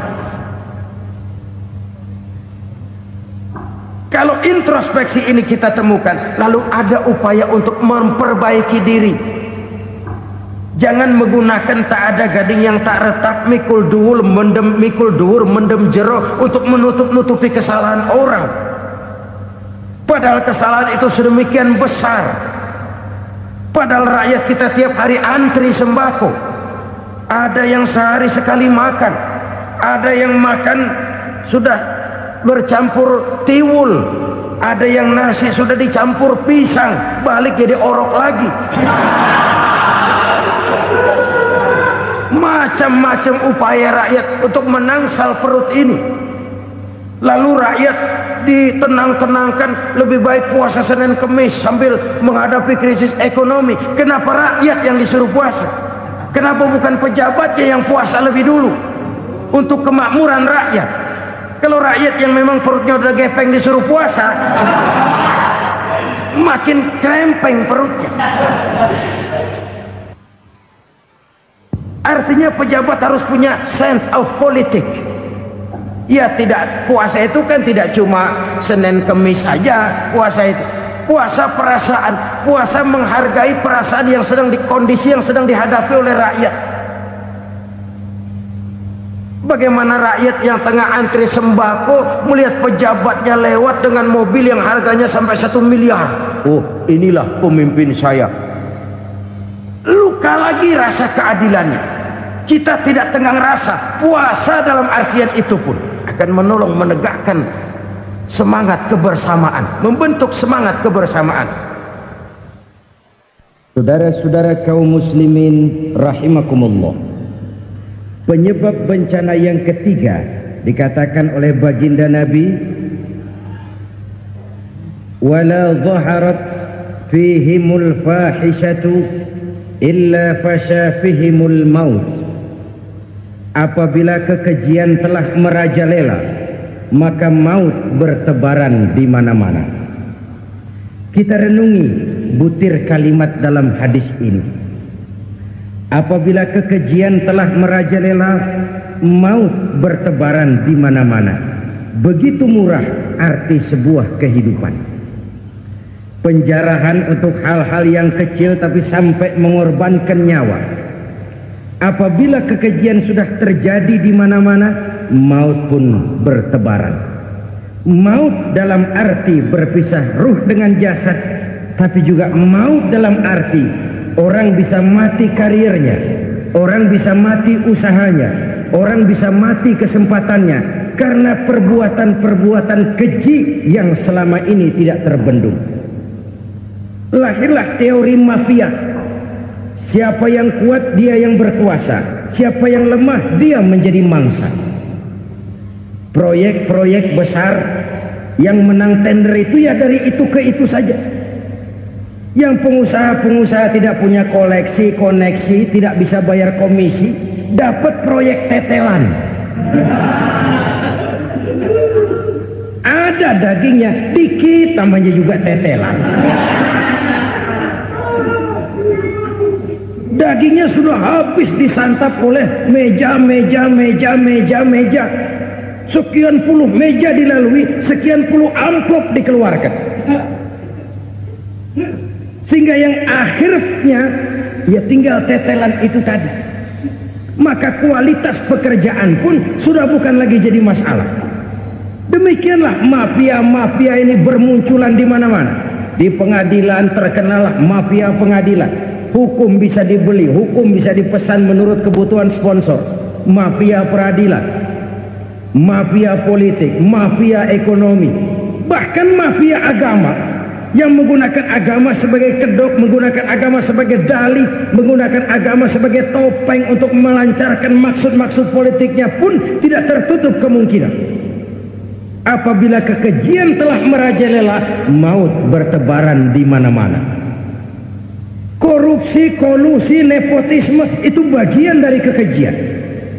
Kita selama ini kalau mendengar maksiat, itu yang terbayang cuma judi, mabuk, zina. Iya, itu maksiat. Tapi korupsi, kolusi, nepotisme itu juga maksiat dalam bentuk lain. Kalau ini sudah bertebaran, maka maut terjadi di mana-mana. Jangan bayangkan cuma mati orangnya, itu sih kewajiban. Yang menyakitkan itu orangnya masih hidup tapi dibikin mati, karirnya mati. Kenapa? Karena yang diperlukan bukan cuma orang pinter tapi orang taat. Biar pinter, kalau nggak taat minggir. Biar bodoh, kalau taat bisa nyenangin atasan, bisa nyemur. Kumaha juragan wae aya nama. Itu yang kadang-kadang dapat penghargaan. Tidak ada prestasi kerja kecuali bikin senang orang di atas. Kita lihat di desa-desa jalan rusak. Kalau ada berita pejabat anak mau turun, jalan rata sekali. Sampai tanah dari mana aja dikeruk buat ngeratain tuh jalan. Pejabat pulang legok lagi jalanan. Katanya kita kerja buat rakyat, nyatanya kita cuma melayani atasan. Kenapa? Terjadi lingkaran setan. Seperti kata lagu Dul Sumbang itu, mahasiswa takut sama dosen, dosen takut sama dekan, dekan takut sama rektor, rektor takut sama menteri, menteri takut sama presiden, presiden takut sama mahasiswa. Lah muter balik lagi, lingkaran setan, lingkaran setan.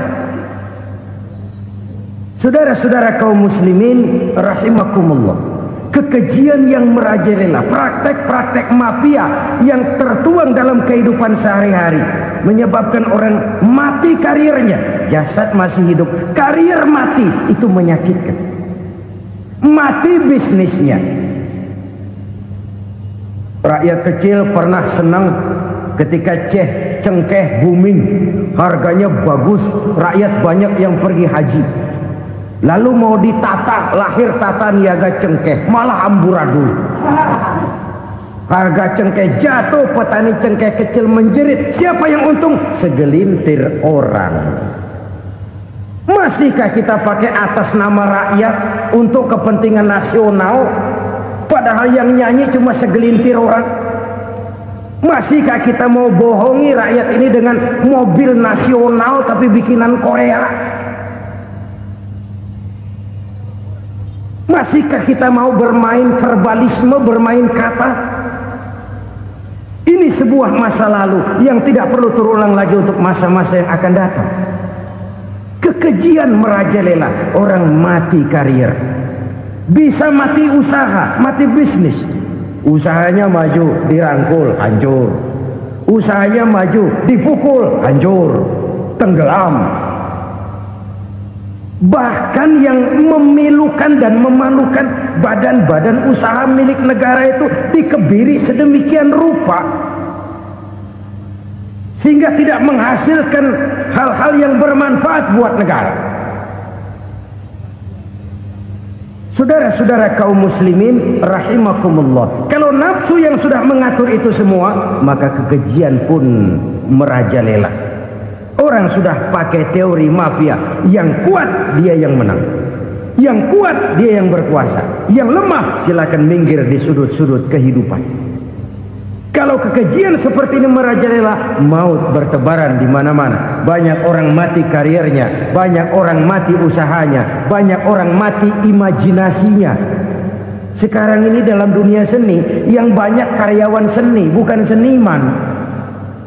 Seniman itu kan dilahirkan, lain seniman, lain karyawan seni. Sekarang yang banyak karyawan seni, bukan seniman. Mati karir, mati imajinasi, mati improvisasi, sehingga kehidupan persis sinetron. Sinetron itu yang kita lihat rumah mewah, yang kita lihat rumah bagus. Gak pernah kita lihat di sinetron kita ini rakyat antri sembako. Kita dijejali hal-hal yang indah, yang wah, yang membuat kita tenggelam dalam gaya hidup instan, tenggelam dalam gaya hidup wah. Kita lupa dengan realitas keseharian di tengah-tengah masyarakat kita.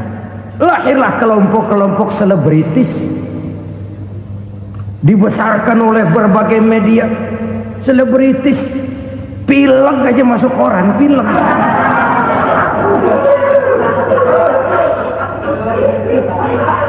Rakyat yang pingsan antri beras nggak masuk koran. Rakyat yang semaput antri minyak nggak masuk koran. Selebritis panok masuk koran.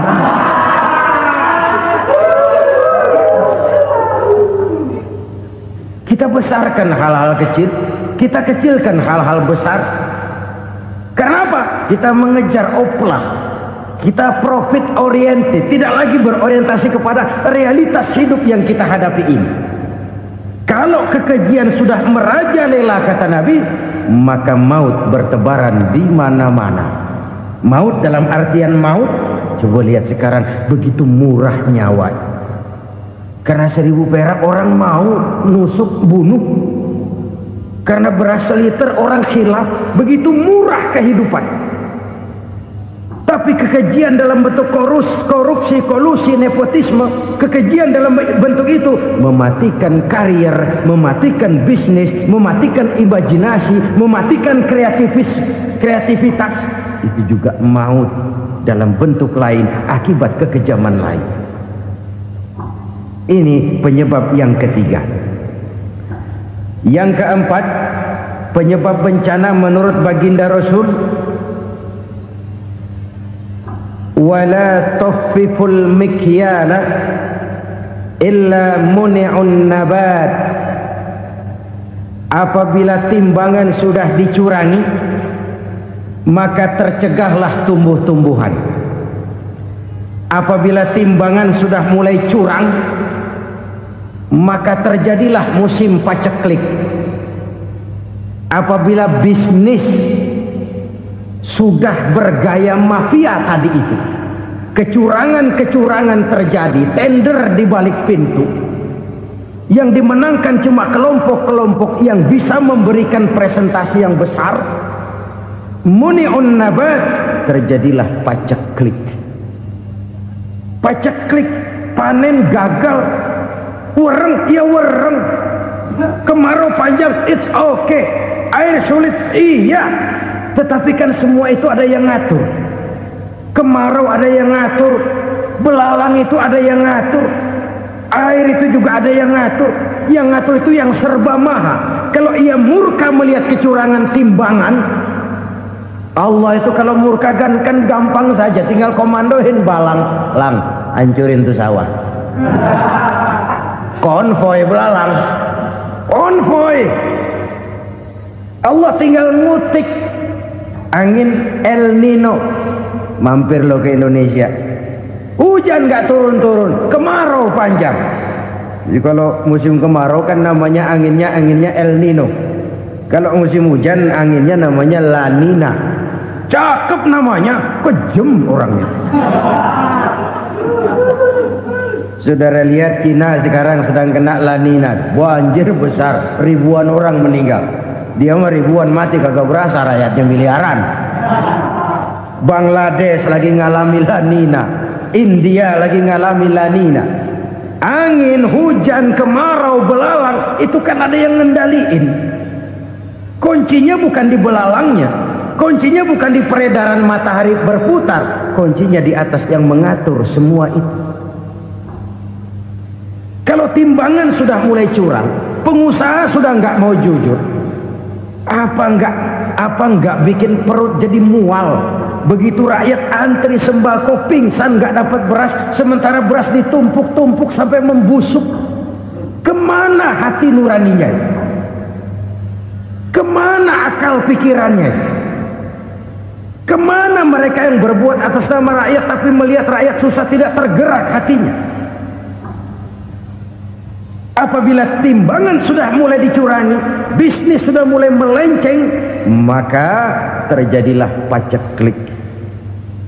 Sebuah negara yang berhasil dalam swasembada pangan, lalu sekarang menjadi negara yang rakyatnya antri untuk memperoleh kebutuhan pangan. Saudara-saudara kaum muslimin rahimakumullah, ini intinya adalah kecurangan. Kalau kecurangan sudah terjadi di mana-mana, dan ini milik siapa saja, bukan soal tempat, bukan soal jabatan, soal manusianya, SDM-nya. Kecurangan tidak cuma terjadi di kantor, di masjid bisa terjadi kecurangan. Korupsi tidak hanya bisa terjadi di kantor, di madrasah bisa ada korupsi. Faktor manusianya, ini soal SDM. Kecurangan yang besar tentu besar lagi kerugiannya. Kecurangan yang kecil, kecurangan sehari-hari, pedagang-pedagang kecil ngurangi timbangan, barang yang buruk dikatakan baik, yang baik dikatakan buruk, itu merugikan perorangan. Kecurangan yang besar merugikan bangsa dalam bentuk total, dalam bentuk seutuhnya. Nah, kecurangan-kecurangan seperti ini rakyat kan lihat, rakyat kan tahu, dan itu kembali terakumulasi di sini, pegel. Dan jangan lupa, rakyat yang nggak ngomong itu, rakyat yang nggak bersuara itu, batinnya menjerit, jeritannya menggoncang aras, dan itu didengar Allah. Yadullah fauqal jamaah, kata Nabi. Tangan Tuhan di atas orang banyak. Jeritan hati rakyat menggoncang aras. Rakyat yang terlalu banyak dizolim, rakyat yang terlalu banyak dirugikan, ya rakyat yang terlalu banyak di atas namakan, menjerit batinnya, menggoncang aras, dan Allah bisa menggerakkan apa saja untuk membuat satu situasi. Allah bisa menggerakkan apa saja untuk membuat satu situasi. Saudara-saudara kaum muslimin rahimakumullah, ini faktor yang ketiga, timbulnya kecurangan. Faktor yang keempat maksud saya. Yang kelima, penyebab timbulnya bencana menurut baginda Nabi, wala muni'uz zakat wala muni'uz zakat illa hubbisa anhumul qatru. Apabila zakat enggan dibayar, maka tercegahlah qatrun. Qatrun ini kalau bahasa kita sembako. Maka tercegahlah kebutuhan-kebutuhan yang kita perlukan. Ini, kita tidak meragukan bahwa yang kita tuju adalah masyarakat yang adil dalam kemakmuran dan makmur dalam keadilan. Nah, antara kemakmuran dan keadilan ini memang sering tidak bisa berjalan seiring. Pada saat kemakmuran kita kejar, ekonomi kita pacu, ada nilai-nilai keadilan yang tertinggal. Pada saat nilai keadilan kita tegakkan benar-benar, ada unsur-unsur kemakmuran yang terabaikan. Oke, kita bisa mengatakan kasus.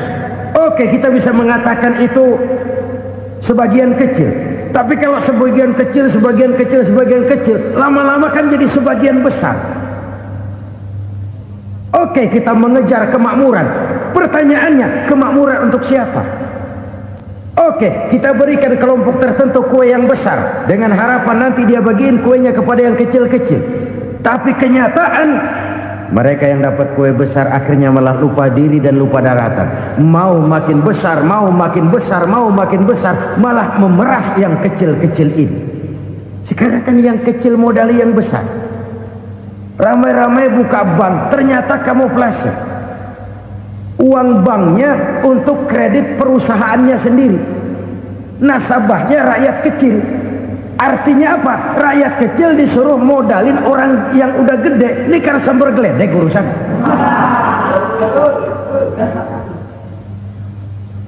Ini kan permainan apa lagi? Rakyat kecil suruh modali yang gede. Nasabahnya rakyat kecil, kumpulkan uangnya di bank, kucurkan kredit kepada perusahaannya sendiri. Bukankah itu rakyat kecil suruh modali yang gede? Sudah begitu kejamkah kita untuk meraih keuntungan dengan mengorbankan orang kecil ini? Sudah tidak bicara lagi kah nurani kita melihat penderitaan orang yang semakin susah ini?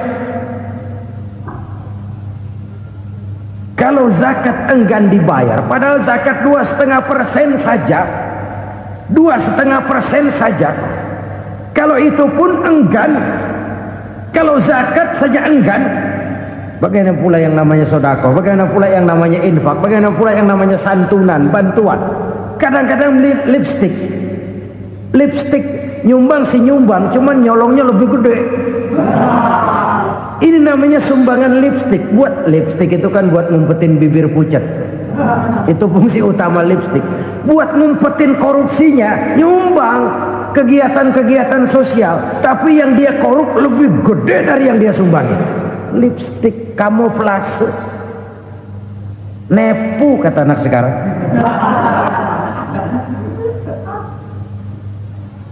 Saudara-saudara kaum muslimin rahimakumullah, demikian berat kewajiban zakat ini sampai di zaman Sayyidina Abu Bakar pernah keluar komando perangi orang yang enggan membayar zakat. Perangi, karena fungsi zakat adalah menjembatani antara si kaya dengan si miskin. Bahwa ada kemiskinan itu Qur'ani. Allah menyatakan, aku melebihkan rezeki sebagian kamu dari yang lain. Ini kan kesenjangan. Allah melebihkan rezeki sebagian kamu dari yang lain. Ada itu. Tetapi itu berjalan secara nature.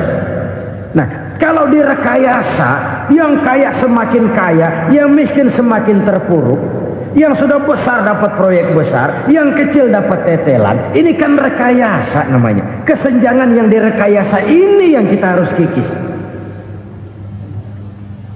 Nah, fungsi zakat menjembatani dari sisi sosial. Dari sisi pribadi, Nabi berpesan, zakku amwalakum biz zakat. Bersihkan hartamu dengan zakat. Sekarang ada istilah nyuci uang. Uang hasil korupsi itu bisa dicuci, dijadikan uang bersih. Bukan pakai rinso, bukan. Pakai politiknya koruptor, diolah sedemikian rupa sehingga jadi uang resmi. Sudah memutik, itu termasuk yang disebut kejahatan kerah putih, white collar crime.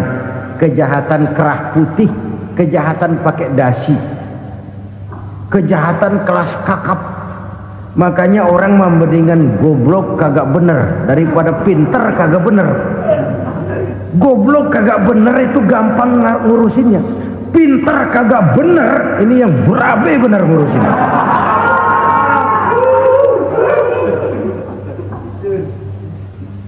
Kita bukan cuma perlu orang pinter kok di zaman sekarang. Kita perlu orang-orang bener yang punya komitmen, yang sesuai kata dan perbuatan, yang bisa merasakan apa yang dirasakan oleh rakyat, yang punya sense of politik yang tinggi, yang peka, yang penuh keterbukaan, yang punya wawasan dan pandangan jauh ke depan.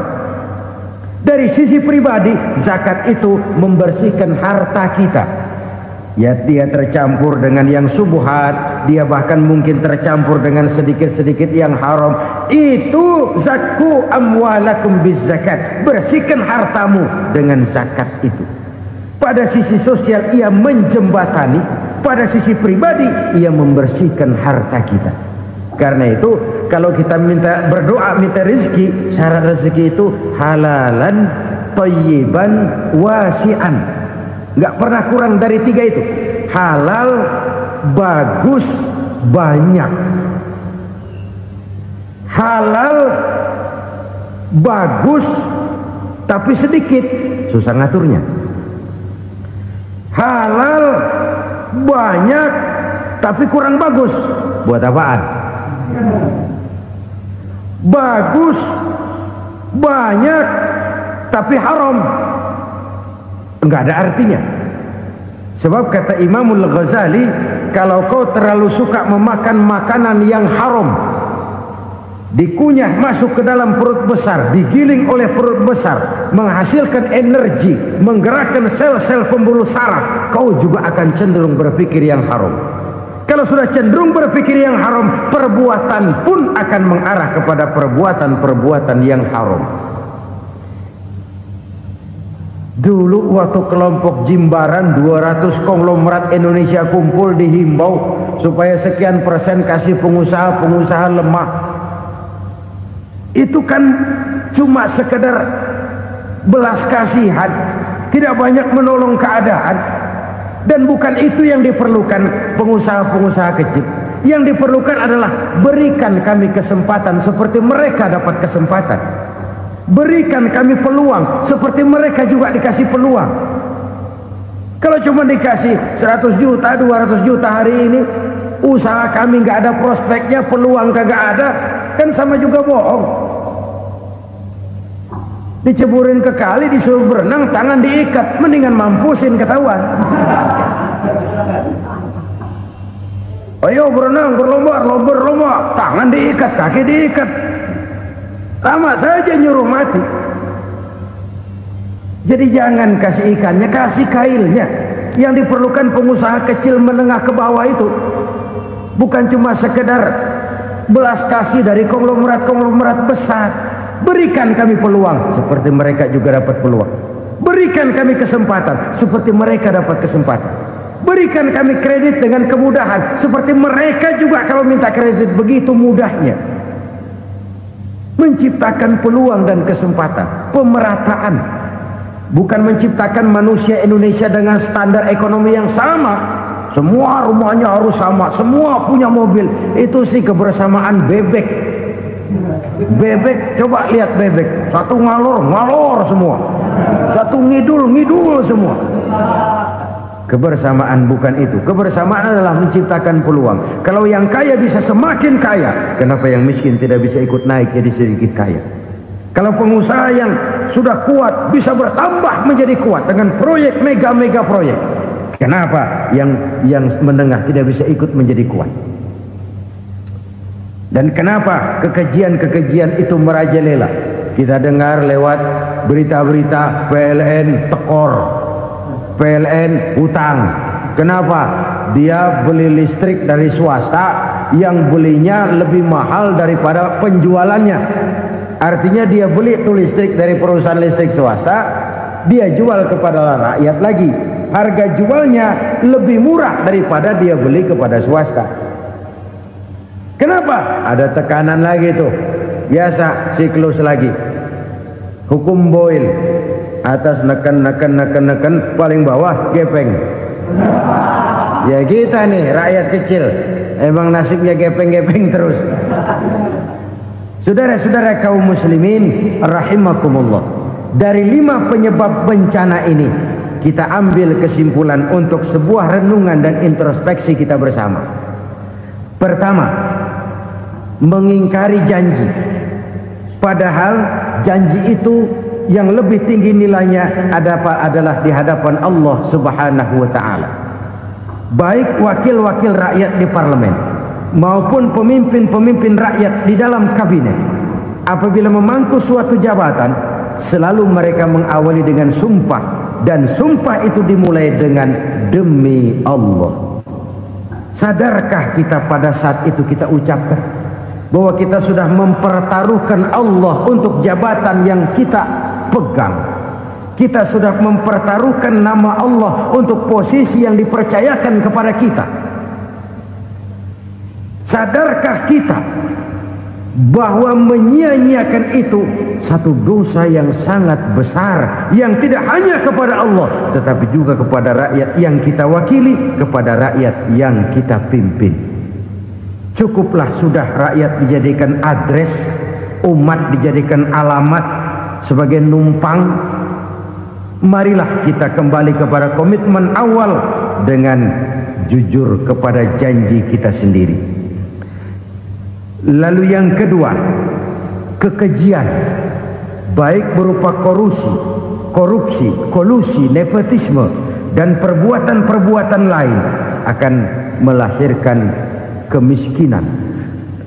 Kekurangan pangan bukan satu-satunya yang menyebabkan rakyat menderita. Lukanya rasa keadilan terakumulasi di hati rakyat, dan jeritan hati rakyat mengguncang aras. Kalau Allah murka, Allah bisa melakukan apa saja untuk menciptakan suatu kondisi. Faktor yang ketiga adalah praktek mafia menebarkan maut, baik orang yang mati jasad dan rohaninya maupun orang yang mati karirnya, mati kejujurannya, mati usahanya, mati imajinasinya. Hilang kreativitas kita sebagai bangsa. Faktor yang keempat, kecurangan-kecurangan di bidang usaha, di bidang tender, mengandalkan menjual kekuasaan. Dan memang repot kalau penguasa jadi pengusaha.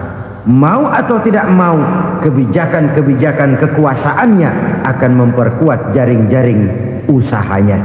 Dan pada saat itu objektivitas sulit ditemukan lagi.